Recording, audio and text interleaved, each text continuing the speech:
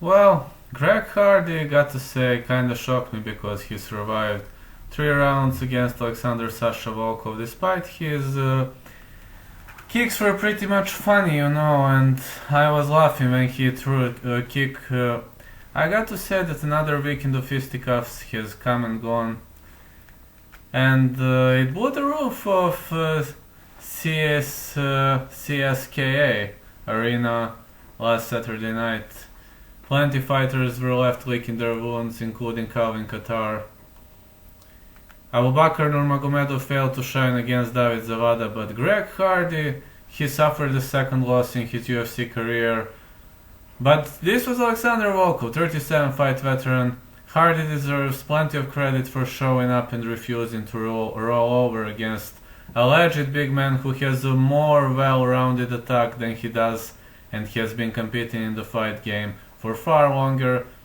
Hardy accepted the bout on just 2 weeks' notice, and indeed many, even myself, I thought Hardy is insane. I expected Volkov was going to kick his ass, and Hardy, given the experience level difference, Hardy hung tough, cracked Drago with some big shots. Unfortunately, Greg hurt his right hand early on with one of those blows which prevented him from delivering the power later on.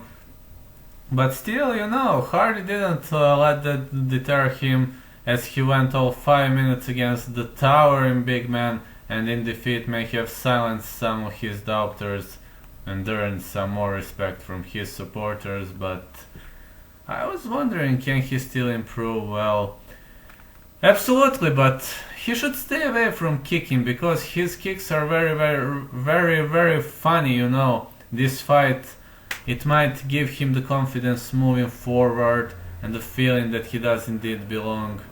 As far what's next for Hardy, this could be a tough one because while this fight showed us that he can hang with the best, let's not start matching him up against the top 10 on a regular basis just yet. That's why I don't know, man.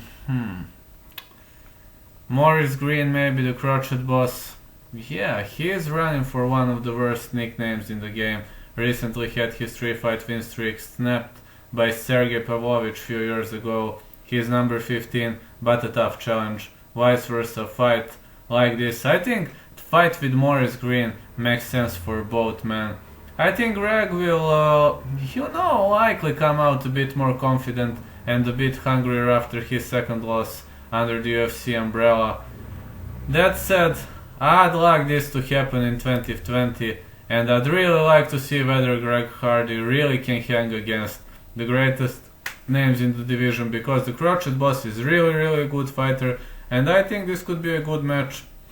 But please, Greg Hardy, you're not a kicker. Stay away from kicks. You don't know that. You know to box, you solidly know to wrestle, and maybe low kick, but stay away from kicks, man. Please, your kicks are funny.